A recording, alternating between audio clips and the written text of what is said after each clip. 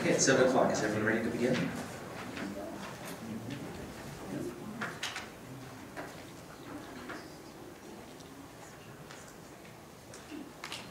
All right, I'd like to call this meeting of Saanich Council to order on Monday, January 17th.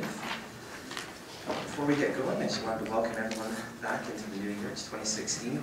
I feel good about it. My council colleagues feel good about it.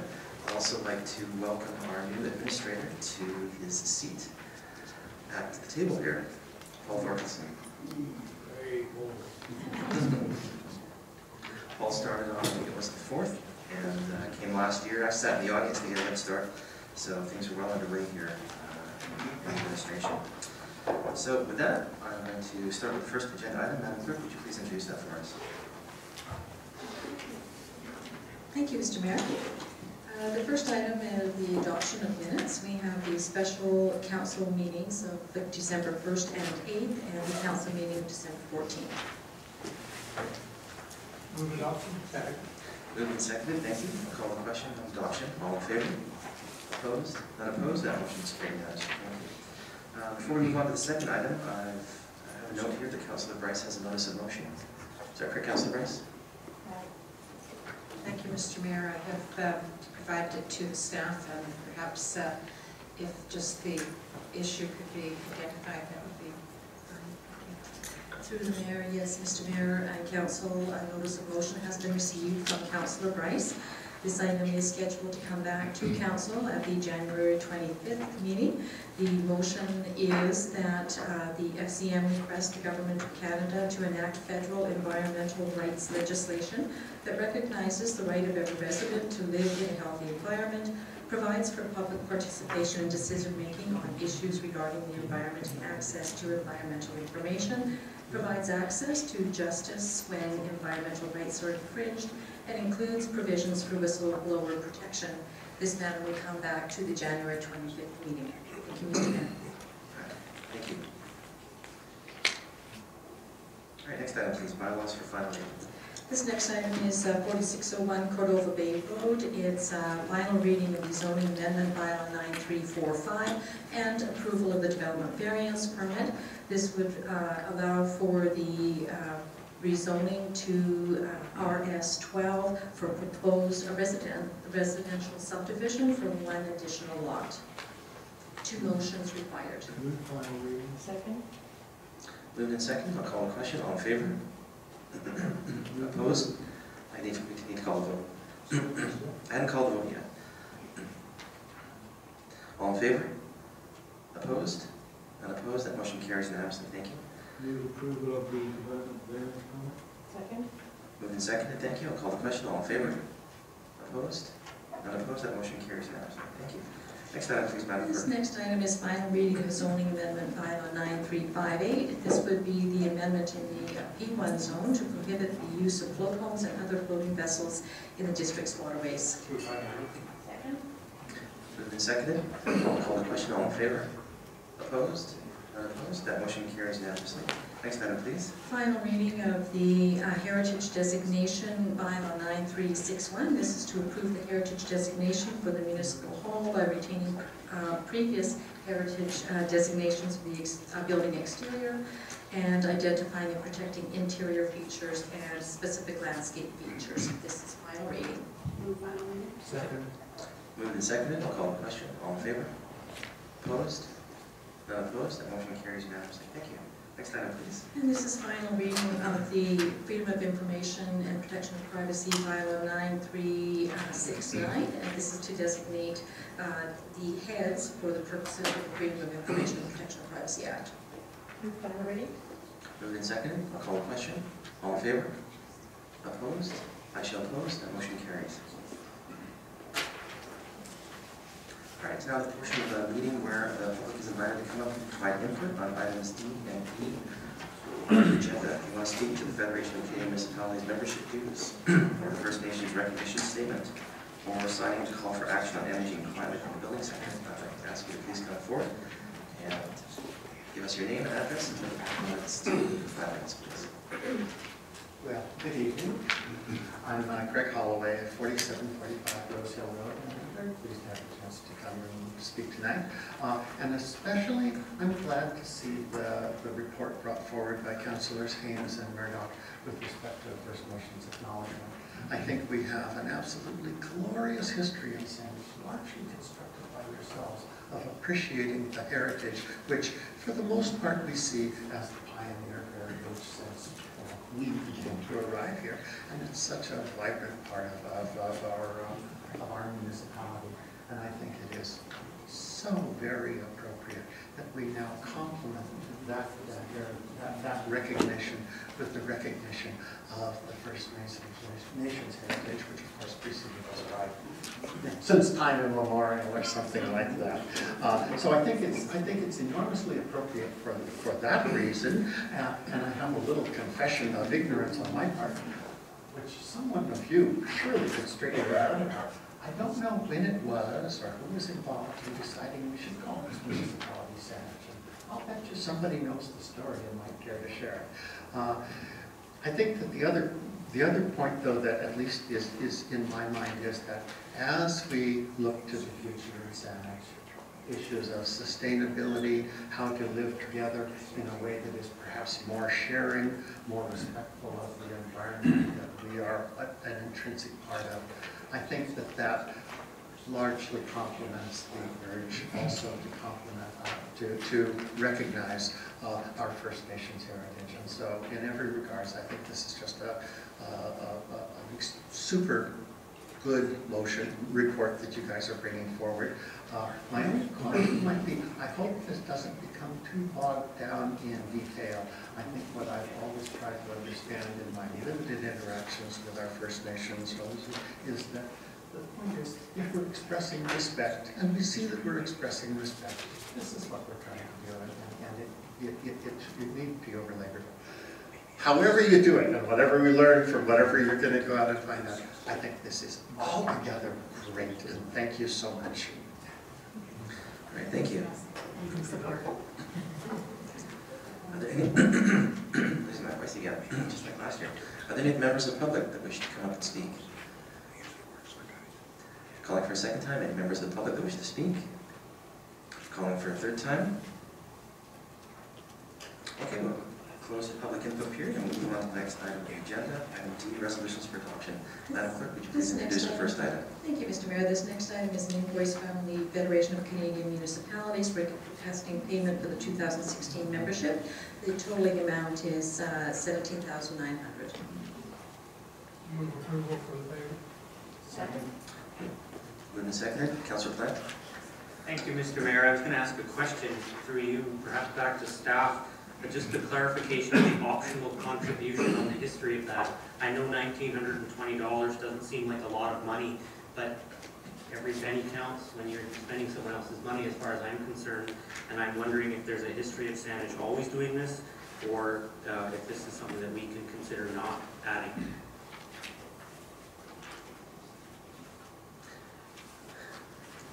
Over to our Director of Legislative Services for an answer. Thank you, Mr. Mayor. I can't recall a time that council did not make that contribution. We would really have to go back through history, but certainly in recent years, that contribution has been made. Back to you, Councillor Plant. So thank you. So the clarification, I would ask that this is to help send directors to the FCM meetings throughout the year from small communities. This is not to help small communities just attend FCM. Right. I can't, okay, therefore, I'm going to, having heard those questions, I'm going to make an amendment that we remove the optional. If there's a second, I'll speak to that. Thank you very much. We still have the main motion on the floor. Any more discussion? Seeing none, I'll call the question on the motion. All in favor? Opposed? None opposed? That motion carries unanimously. Thank you. All right, let's move on to the reports from members of council. Madam Clerk, would you introduce that item, please? Yes, this next item is a joint report from Councillors Haynes and Murdoch, recommending that council direct staff to develop an appropriate statement to recognize our First Nations heritage in the opening of Saanich meetings. Thank you, Mr. Mayor. Thank you. Councillor Haynes? I'd like to move the recommendation, and if there's a seconder, I'd like to speak to it. Go ahead, Councillor. If I may. Yeah. So, as my colleagues know, I brought your attention that I would like to take this forward back in December. I sent you all emails about that, and I enjoyed your feedback. Thank you. I've been motivated in this direction for some time, but it came to a head when we were recognizing the 50-year history of the hall. And it seemed to me there's an opportunity to then also recognize the rich traditional use of the First Nations across the lands that Saanich enjoys. Some people have remarked that we do not have First Nations territories that are currently in use in Saanich, and for sure I accept that. But when we look at the archival history of the First Nations, Councillor Murdoch and I started to get into it, and the first people we reached out to thought there would be four nations that would be impacted or on the use of the lands and water. It seems that there's possibly 7. This would be, for example, I'll read them out shortly, the Pakwachin, the Sayout, the Sartlip, the Sachem, the Malahat, the Songhees, and the Esquimalt nations. So 7 First Nations have used these lands in a rich and long history, and I think it's appropriate for us to try to find a formula to recognize that in appropriate moments of opening our meetings. I appreciate staff's help in preparing this process, because I do understand it has to be done in a respectful way and in a way that has a light touch. There's a few notes here I'd just like to read, just to give a sense of it. For thousands of years, the Saanich Peninsula lands have been the home for the Saanich families of Coast Salish Nation. Out of respect for the land, no permanent settlements were established in the lake areas, but the watershed was an important corridor for families moving from their permanent winter homes in the Startlip on the Saanich Inlet to seasonal camps. The inland areas, where Saanich is, provided foods, materials for weaving, and medicines to supplement the supplies gathered from the oceans. The lakes were sacred sites where young men were sent on their quest to fast until they received a vision to guide their future.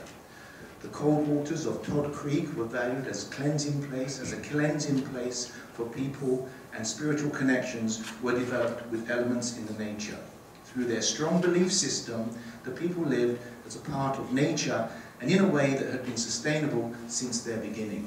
And in my own area, Prospect Lake, I gather that was a gathering area for mussels and shellfish and other fish like that. So, in moving to recognize this historical use, I think it shows a respect that is consistent with a national feeling now, through Truth and Reconciliation, through acknowledgement of the Highway of Tears, to respect that past and the partnership we have with First Nations. That's reflecting on our past. In the present, yes, we have to take a light touch, we have to take it carefully, and we have to show respect in how we engage with the First Nations in this process. And one of the things that I was concerned about in the fall was a couple of people were suggesting, hey, we could use this name, we could use that name, we should use this process. And I think it missed the point that Councillor Murdoch and I tried to capture in this report, is to ask staff to engage in a process with the First Nations in a respectful manner, to ask their opinion and their input on how this could appropriately be done. And I mentioned the 7 nations because we wouldn't want to recognize one nation at the expense of the other. And Greg was talking earlier, his feeling about how important this is, and it is important that we get it right. Now, separately, Saanich, looking to the future, has invested a significant resource into the South Vancouver Island Economic Development Association. There is an invitation from that association to the First Nations to join in thinking about and guiding our economic future. So this statement in front of us today is not only to reflect onto the past, to gather our thoughts for the moment, but also to cast ahead for the future. So I'm very pleased to bring it forward to today, and I hope I find the support of my colleagues. Thank you. Thank you, Councillor Murdoch. Thank you, Mr. Mayor. Not much that I'll add to Councillor Haynes' introductory comments, other than to say the reason I was keen to join him in bringing this to Council's attention is that to me it's about relationship.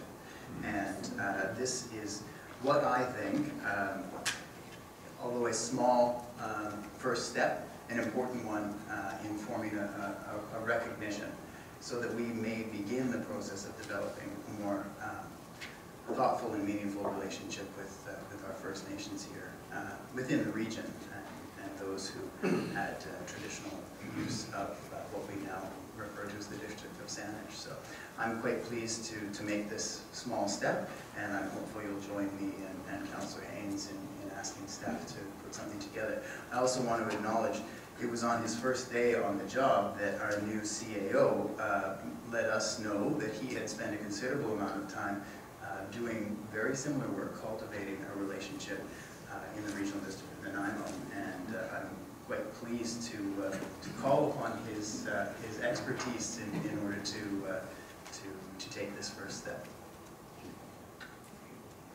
Councillor Brownell. Thank you, Mr. Mayor.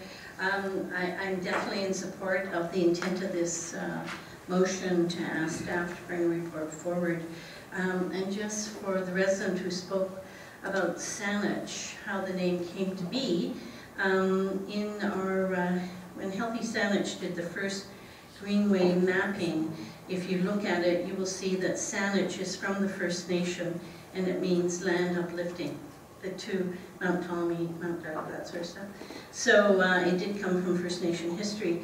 I also want to say that I was asked, and I did participate in the Truth and Reconciliation gathering that was held here. And my support of this is to make sure that it's meaningful. Having sat through that and participated, it is quite shocking, some of the history that has happened to our First Nation colleagues. So I just want to say I'm glad that our new CEO has the experience, and we look forward to it. But I also want to say that we should also be looking at the Truth and Reconciliation Commission, because they have calls for action. And there are some things within that that we could be doing. And I know after I sat through the reconciliation gathering, I did speak to staff. And so Saanich does have some First Nation work that we've been doing through recreation and through our police and stuff. So, and then even as recent as the upgrades to Gyro Park, there was a whole consideration of how would we reflect Gyro as being, because it's a historic site for First Nations. And so there had been some work on that. So, and then finally I'll just say at the CRD on Wednesday we have a NOSA motion from Councillor Alto from Victoria asking the CRD to look at the call for actions under Truth and Reconciliation. So I think whatever this, how full this report is, I think we need to also reflect what is in the reconciliation calls for action, because there are things we can do, and we may already be doing some of them. But again, because we don't have any First Nations in Saanich, although they started in Saanich, a lot of them. So I'm very pleased about this report, and I look forward to seeing what comes forward. So thank you. Thank you. Councillor Sanders. Thank you, Mr. Mayor. I also really support the intent of this, and I also attended the Truth and Reconciliation gathering, so certain nurses brought through that. Reflect recently on the celebration of the municipal hall, the council chamber and such. Been planning with that, and I met with our municipal clerk, and we discussed this issue on the proper way to introduce and staff member that had full knowledge of the protocol of who to introduce first and that, and ensure that with our special guests and with, acknowledgement to the First Nations. And then following that, I had the opportunity to participate in the cutting of the ribbon for the art piece on the Craig Flower Bridge, and indeed the Esquimalt and the Songhees Nation were invited to that, and through that also proceeded through our heritage planner, Jane Evans, and our archivist, Carolyn Duncan, for the correct manner in which to introduce them and acknowledge their territories and all of that during that event. So, there have been, although not officially, certainly intent or means to go forward and acknowledge our First Nations people as well. So I'm certainly looking forward to this, and so that we can do a meaningful, true relationship with the First Nations people. Thank you. Any more discussion? Councillor Bryce and then Councillor Wood.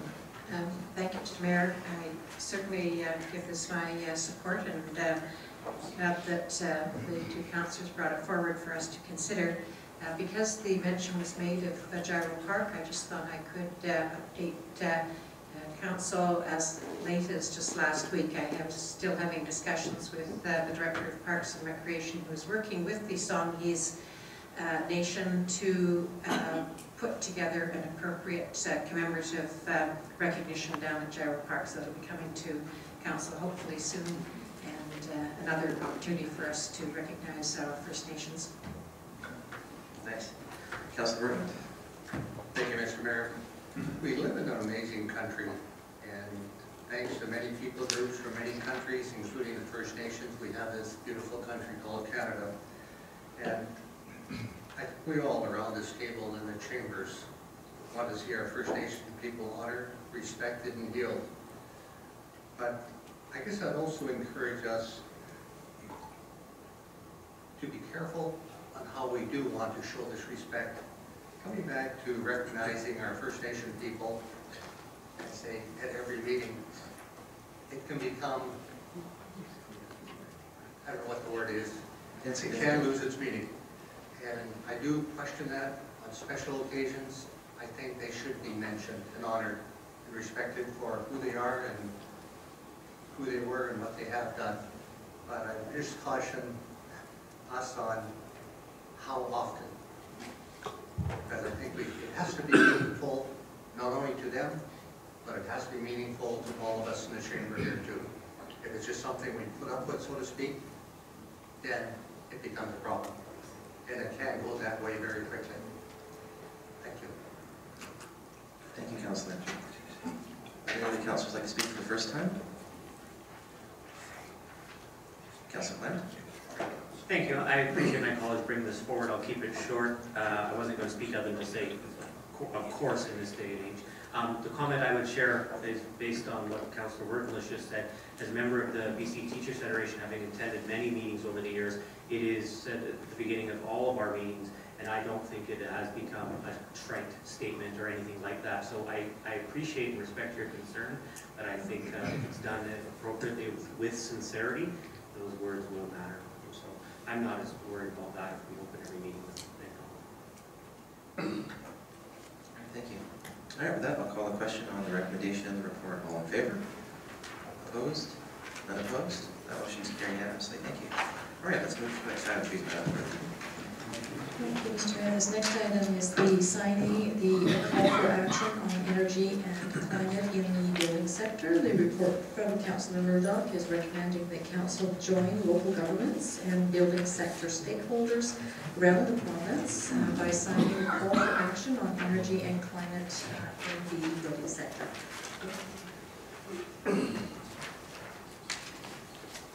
Councillor Murdoch. Thank you, Mr. Mayor. I'll keep my comments very brief. I prepared a covering note for Council's consideration, but really the text of what I want you to consider is the attached document that came from Architecture Canada, the Urban Development Institute. You'll all be aware that the province put together a climate action plan in 2008. It has been the subject of climate leadership team review for the last, better part of the last year.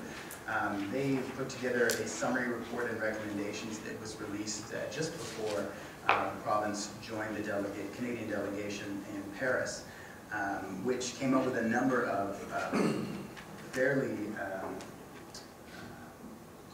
I wouldn't say aggressive, but ambitious, thank you, very ambitious recommendations.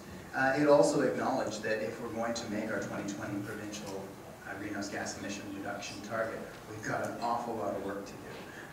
And I think that the recommendations in that report reflect that. What these organizations did, I won't read them out to you again, but what they have put together is a call for action on energy and climate in the building sector. And I thought this was one that council would be interested in because it's a sector with which we have a considerable relationship. You'll see, for those who had an opportunity to visit the website, there are a large number of stakeholders in the building sector that have signed on to this call for action, including obviously UDI. You'll recognize JOL and Concert Properties and a number of local and provincial builders. You'll also see in there a number of local governments, including the City of Victoria, Richmond, Vancouver, North Vancouver. I think you know, there is a very real recognition that if we're going to have a meaningful impact to curtail our greenhouse gas emissions, we're going to have to do a lot more in terms of our built environment to curtail those emissions and to reduce our energy consumption. Calling for action in order to achieve that in the next iteration of the Climate Action Plan, which I believe will be called the Climate Leadership Plan, is, I think, our best chance as a province in order to do that. I've also heard, since I brought this, or put this together for Council's attention, that really it's our existing built environment that has the biggest effect on our emissions and our energy consumption. I could not agree more. I do think that we need to be more aggressive in terms of our approach to retrofits and making sure that we are making the building improvements so that some of our older housing stock will stand the test of time in a way that does not continue to have a detrimental or deleterious effect on our climate and the consumption of energy in the province. So I rambled on more than I said I would. I think the motion, the language in the motion probably speaks for itself. I'm quite happy to entertain questions from council, but I'm asking for your support. So with that, I'll move the recommendation. Second. And let others speak. Moved and seconded, by Councilor Plant. Councilor Jones. Thank you, Mr. Chair and Mr. Mayor, and thank you, Councilor Murdoch, for bringing this forward. I also want to thank the Architectural Institute, the UDI Pacific Region, and the Pembina Institute as well. Certainly, climate change is probably, without question, the problem of our generation, and unfortunately of other generations, that requires swift and considerable, very considerable action. Certainly supportive of this. At the standards level, at the provincial level, there is need for substantial change. We need to be very, very careful that, that what we have as plans and as,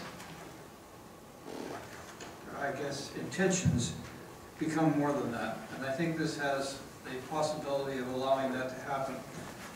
We have had at many levels plans to deal with climate change for quite a few years. And they have been very well intended, and that's unfortunately the way they have too often stayed. So we need to do solid things. I support this, but I also hope it stirs in us at this chamber a reawakening to the fact that to address this problem, it is going to have to influence the decisions we make on a daily and a meeting-to-meeting basis.